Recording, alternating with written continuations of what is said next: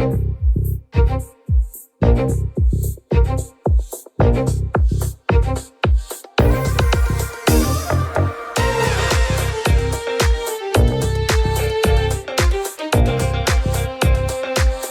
to Super Entrepreneurs Podcast.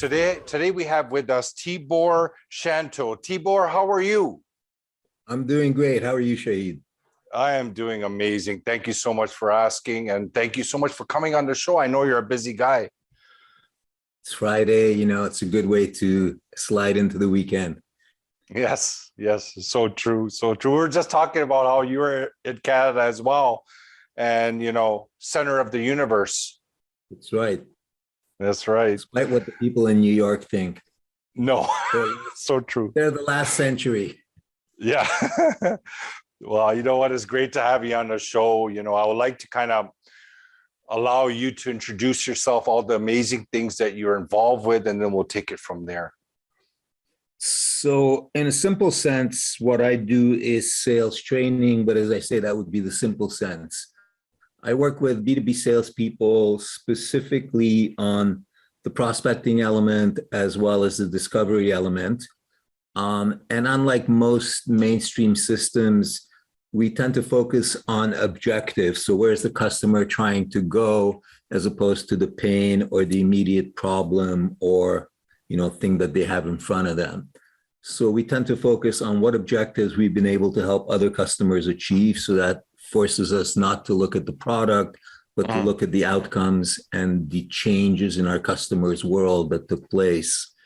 And most of the people who use me tend to be in businesses that are highly competitive and are not growing at a rate where any individual company within that ecosystem is happy. So as an example, I do well with people in the imaging space. I do well with people in the transportation space, especially when capacity is in excess. So how do you win accounts without resorting to price? So that's what I do on a day in, day out basis as a professional. And there's a whole bunch of other things that Tibor. That's excellent. And then, so you work with like Fortune 500 type of companies, or you work with any size? I tend to stick close to home because, when you live in the center of the universe, you don't want to venture too far. But, some of my clients would include Canada Post, Val Mobility, Pitney Bowes, Canon Canada, and then a host of smaller companies that much of the audience wouldn't have heard of. I didn't hear of before I engaged with them. But, I know that it sounds a little bit odd, but if I was in another business, like back in my corporate world, size and a number of, things relating to ICP would have been more tight. But I find that where I'm at, the space that I've carved out, it's easier for me to talk about the type of company that would benefit from what I deliver as opposed to a particular type of vertical. Mm-hmm. And so you basically train like teams when you go in there, right? Yeah, and I think we go beyond training because I think there's this implicit sort of impression that with training, a good-looking guy like you comes in for a day or 2 days, and we do have some work that we do, but we have a fun lunch and this and this and that, and then usually we go back to doing shit the way we used to do it, right?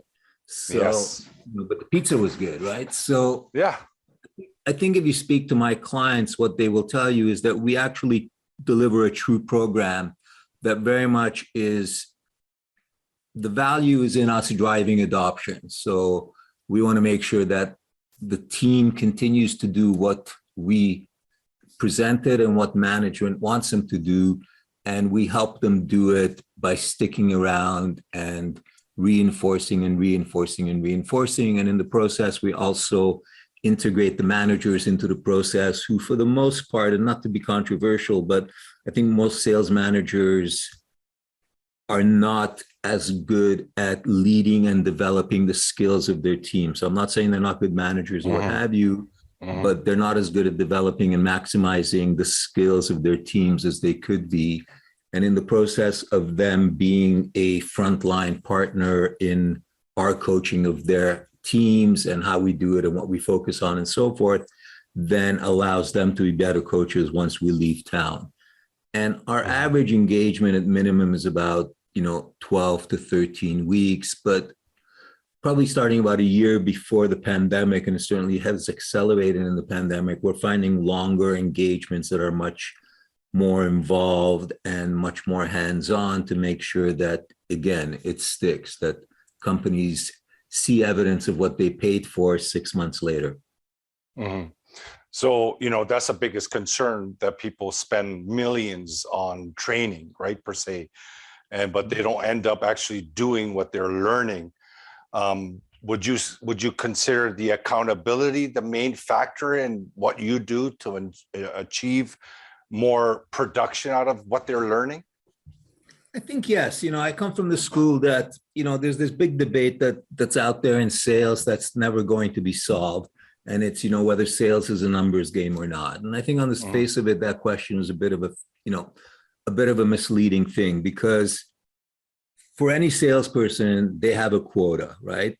And the quota is a number, whether it's a number related to volume, whether it's a number related to revenue, whether it's a number related to margin, it's a number. So to pretend that sales is not a numbers game and it's a friendship game, I think is just putting yourself behind the 8 ball, before you even leave, for work in the morning. So I think accountability is the main thing. And one of the things that we focus heavily on is for salespeople to know their own metrics, various conversion rates that are important and critical through the sales, not the big numbers like quota, but what are the little incremental things that we can measure and change on the way to quota. Most sales managers tend to take a look at lagging indicators, right? So yes, there's a potential to take a lesson into the future from a lagging indicator, but you've done nothing to help your team salvage the deal that they're involved in. So if you look at leading indicators, you can be instrumental in teaching people how to do things because you're there on time. Plus, they're going to make money, which is going to encourage them to learn more, because most people don't know why they should learn because they don't make any money afterwards, right? So, but if they can make more money and have greater successes and other successes, I mean, I'm being sort of simplistic by saying it's money, but there is, a good seed of greed within salespeople. So, one of the things that I have them come with is what their conversion numbers were since we last met. And so initially they don't know them and they think that this is just sort of a little, but when they see that there is, the cost of having the meeting is them knowing their numbers, what they did over the last week, so we can then analyze it, much like in sports, right? So, athletes know their numbers because they want to be able to continue to fine tune their capabilities so they can win more. And I was talking to one of, the people who influenced me in sales back a long time ago. They were on my podcast. And one of the things that we both agreed on is sales is the only profession that doesn't practice between games.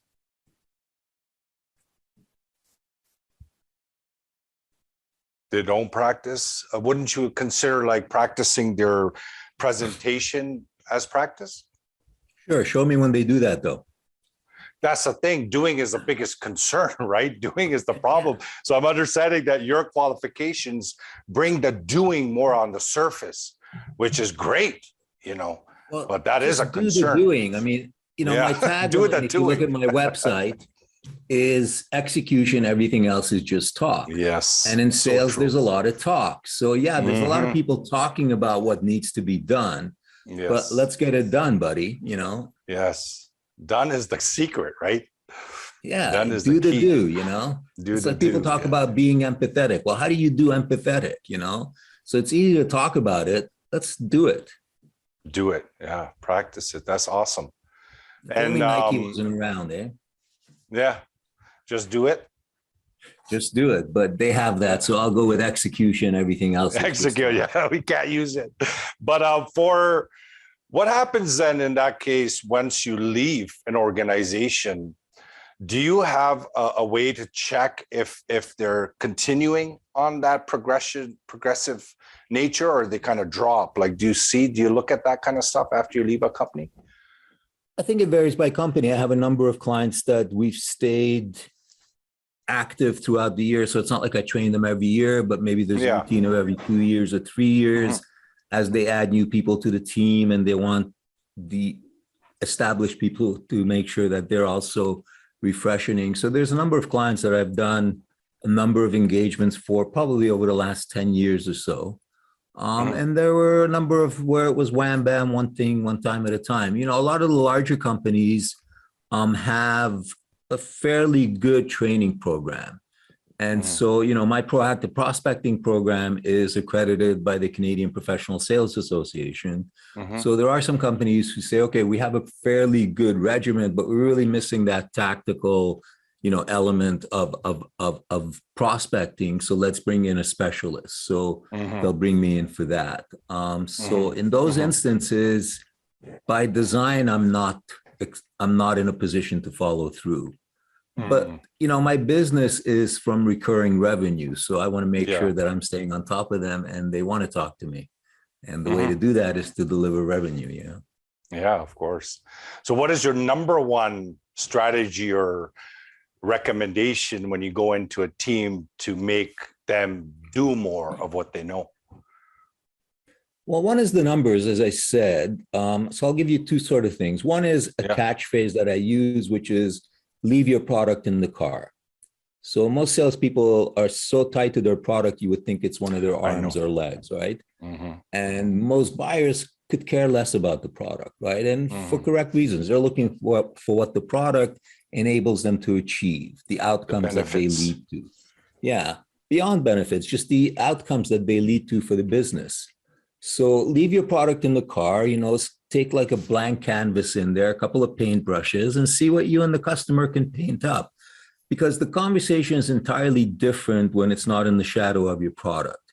When the only conversation that can take place is how their business can evolve without you having to allude to product, I think that's when customers begin to take it seriously, because they've been conditioned to prepare for the product pitch. You know, people are often surprised when I show up without a PowerPoint because I don't do presentations, right? But they've been beaten into submission to sit through endless PowerPoints, right? Yes. So if you could leave your product in the car and go in and have a business conversation with that person, right?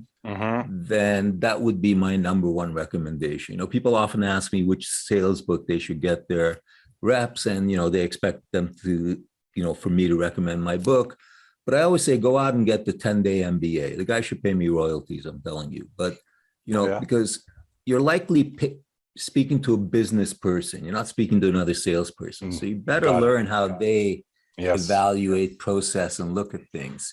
So that would be the number one thing, you know, get divorced from your product. So in that mix, I would say there's a aspect of connecting with the prospect, right? Like having some kind of a connection with them. I'll be blunt. I think the best connection you can have with a prospect is to help them. You know, I'm not looking to go to their kid's wedding or anything like that. You know, I'm not going to invite them to my son's bar mitzvah. You know, it's not, you know, all that relationship stuff is, I think, a little overfried. You know, because a genuine relationship, like look at your own life, right? Think about who you have genuine relationships with, right? Those weren't overnight things, right? It took time to develop. You have to understand them. You have to forgive some things. They had to forgive you. It took a lot longer than the average sales cycle. Wouldn't you agree? Oh, for sure. Right. So I think that sometimes this relationship connection thing and all that is overdone. If I can help a business person achieve what they set out to do or exceed what they set out to do, I don't need to get along with them socially. I don't need to have a relationship with them because I'm a resource. Like, I don't mind being classified as a resource, right? Because if it's a resource that helps their business, then they're going to keep coming to that resource. But, you know, we've all had, and I bet you every B2B salesperson that you line up will tell you the same story, that they thought this guy was their friend. They thought they had a relationship and he went and bought from somebody else, right? Yeah, so what was that relationship worth? Zero, right? Yet, had he focused on continuing to help that customer achieve their goals, which are continuously evolving, so your connection question comes in, how well are you continuously aware of the evolution of the needs of your customers and the objectives of your customers, I have a lot of people that I know don't really like me as a person, but rely on me for my input as, for the Come sales on, plan. how is that possible? You're Canadian. Yeah, I'm Canadian, but some of them are American, so. Oh, But again, I think understood. so. I think that there's a lot of salespeople who put an undue pressure on themselves to have a relationship with the person they're selling to, when I think that person would be quite satisfied if you help them with their business. Mm-hmm. No, for sure. You're there for a purpose, to find their goal and tell them how you can reach it, bring them something that can help them, whatever need they have. But that connection part I was referring to, meaning in the conversation, connecting with them in that conversation with the product, what you have as a product, what their need is, and kind of connecting that, like emotionalize that meeting with them. I'll make it very easy. I mean, it's easy to say, but it's hard to do. So, and that's where I make my money, right? Is, I tell them to connect with, if they know what their typical prospect looks like, right? So, in my case, it's senior sales leaders, somebody that's selling fleets. It's going to be, fleet managers, whatever the case might be, right? So I always ask the people that I'm training, and it's a simple question, a hard one to answer, is, what's that person thinking about? You'll be able to relate to this. What's that person thinking about stuck on the Don Valley at 8:30 on the last Wednesday of the quarter, going to a leadership team meeting, right? If you can think about what that person was thinking about in the car at that moment, right? And you talk about that in your encounters with them early. That's a connection. Yeah. That's a connection. Yes. Telling them that you like the Leafs and they like the Leafs. No, this is what I mean. This is what I was referring to, is that what's on their mind, connecting that, having that subconscious connection, and you can connect with that by having that, thinking about what they're dealing with. I'll take that as a connection, but what most people mean when the connection is a lot of social stuff and all that, which is important. Or like friends and pen pals. Yeah. Like, I have friends. I need prospects. Yeah. Sometimes you meet someone that you get along with, that's fine, but I don't think it'll be related to the actual sale, but who knows where that goes and what comes out of it. But it's more in the actual meeting, right? The actual presentation, right? But that's great. For prospecting, I have people that I've prospected over the years in the business that have never done business with me, but we get along just fine because we connected on some level, but there's never been a real fit from a business point of view. Eventually, maybe I'll sell them something, but it's not the most important element of our conversations now. Exactly. Right? Yeah, for sure. And what would be, for someone who's, not a big company like that, someone who's involved in sales to earn an income, what kind of recommendation from your experience, not what you're currently doing, but just from your sales experience, what would be your number one recommendation to him for prospecting? To think about things from the standpoint of what I call an expanding toolkit. So a lot of salespeople that I've come to learn are looking for that one thing that will take them to the next level, right? And my experience has taught me that there isn't that one thing. It's a combination of things, right? So that's why I call it the expanding toolkit, because, social was very effective at the start of the last decade, but it's continued to wane, right? Now you can still, I'm not knocking it. I'm just saying that it's not where it was, right? So I don't want somebody going the whole social discussion on me, right? So, but now no one else is here, it's just me. That's okay. But, like LinkedIn, I put out the same quality stuff that I put out now years ago. I used to be able to get 4,000 or 5,000 reads per article, right? Now the algorithm is not there, and all that. So I get a lot less. So the social element, I don't think is that important. And I think that a lot of executives, despite what the rumors say, are not directly engaged in social. They have an assistant do their social stuff, and they have somebody else and so forth, right? So I think it's an important element of a prospecting approach, but it doesn't replace the phone. It doesn't replace LinkedIn. It doesn't replace traditional letter mail, right? Or a small package. I find sometimes when I send overcard oversized greeting cards, it gets open because it's unusual, right? So I think about, okay, what can I do to stand out, right? Because these people are getting deluged on a day-to-day basis with different pitches from different people, some relevant, some not, and I empathize with the fact that they're getting hit by all these things. So how can I stand out for that momentary thing where I catch their attention, right? So again, try the expanding toolkit, text somebody, send them an email, a regular letter mail. As long, my motto, if you ask me what my central thing is, as long as it's legal, moral, and ethical, try it. I like that.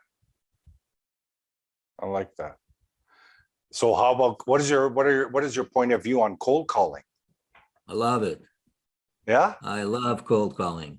That's how I make half my money. Awesome. You still do it? Every day. Every day. That's dude. amazing. Well, not every day, but I would say 3 days a week. Minimum. No, I'm just surprised you still do it. That's awesome. That's Nobody amazing. else is doing it. That's why it works. Yeah. What are your tips for cold calling? Oh, I have a whole course on it. Oh, where can they find that course? Well, you can find it on my website, tiborshanto.com. But, my tips for cold calling are fairly simple. Remember what you're trying to get, which is the appointment. Yes. So don't let the person at the other end of the phone sort of take you down different alleys.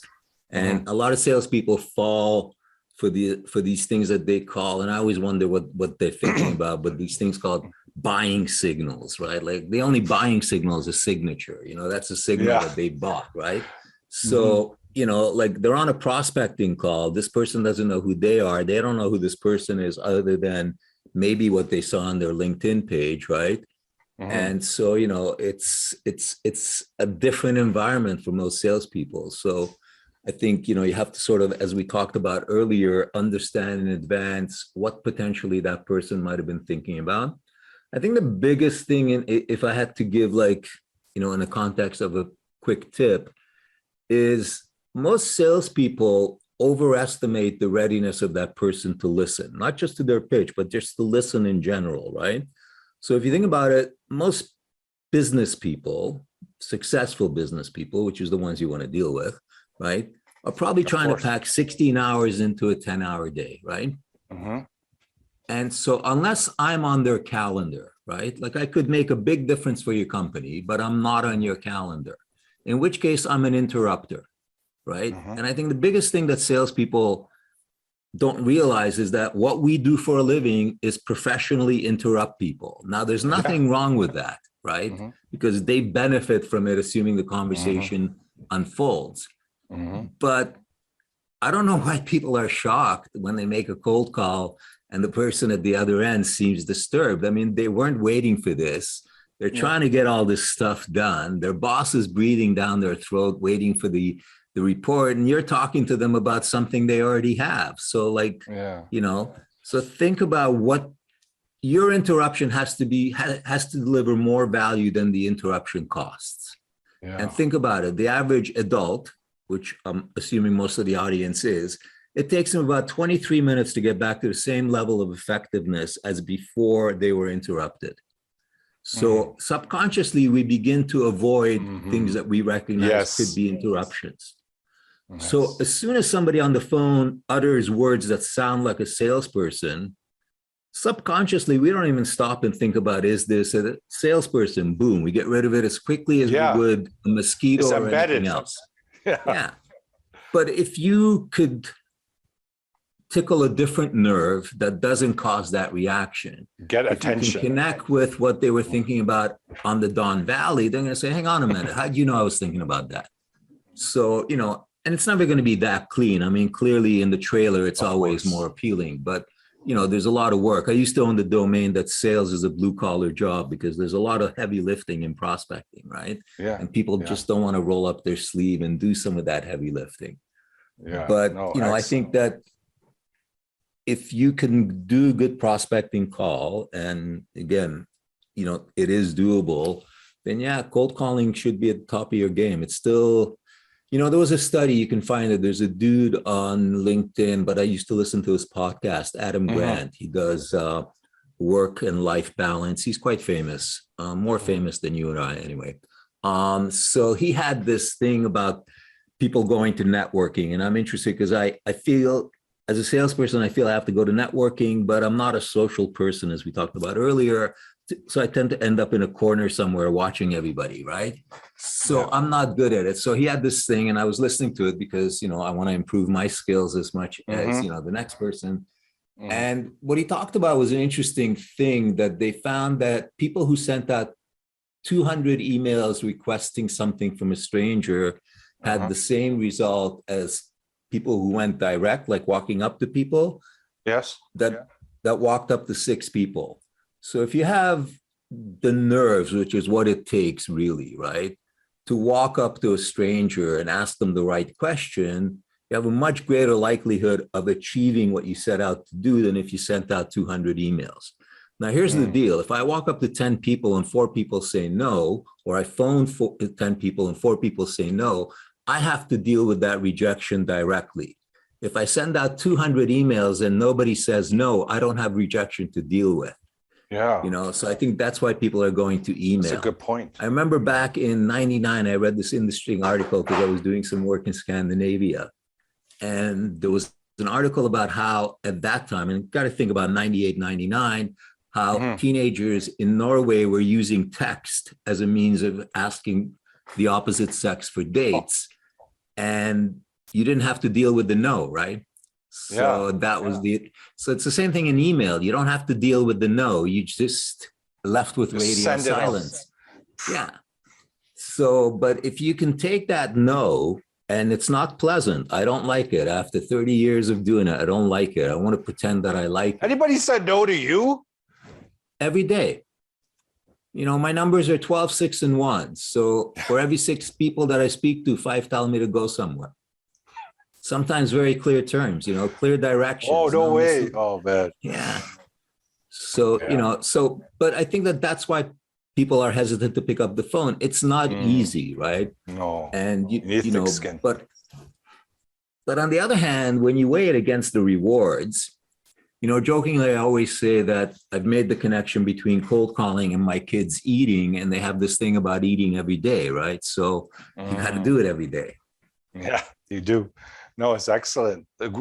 Amazing value here on this episode. A lot of amazing information that you're sharing.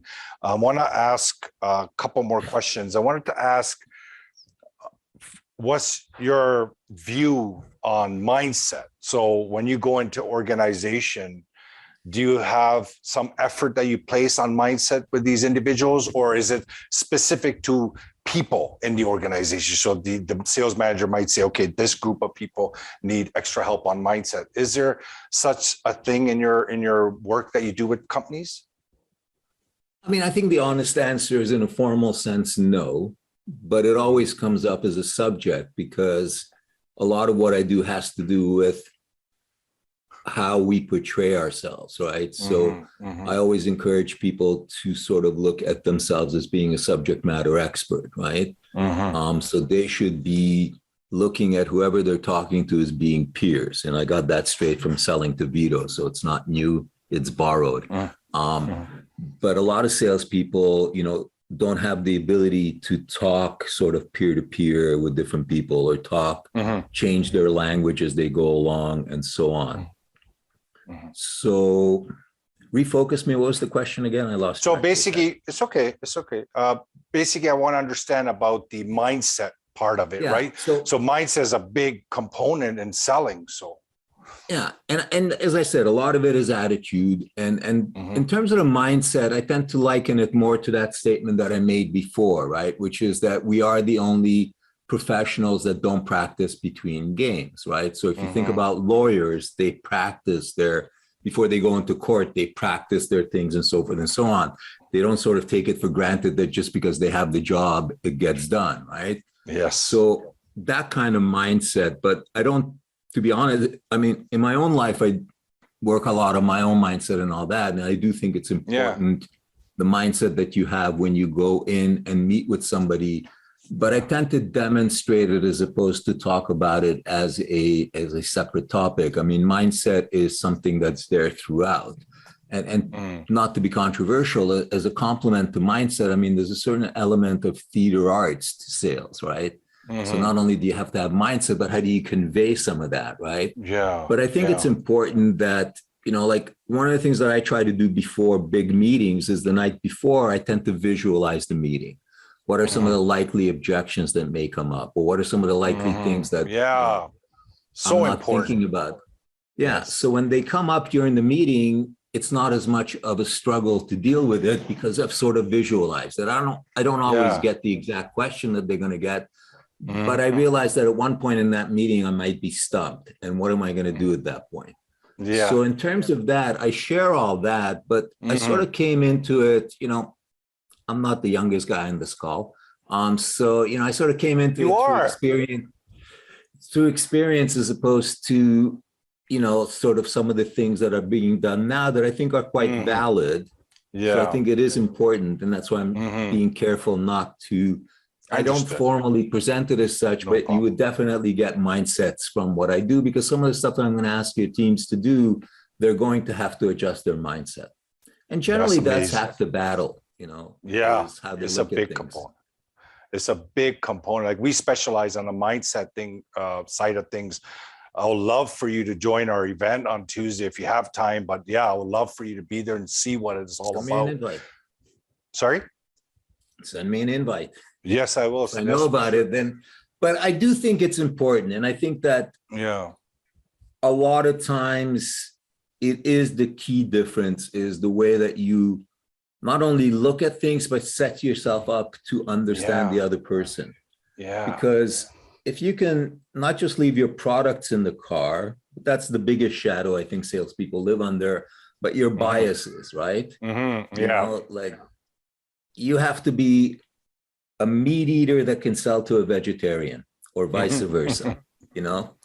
Excellent. So, and I think Yes. that in perhaps a less formal way than maybe you do goes to mindset. Yeah. No, no, I get it. It's totally amazing.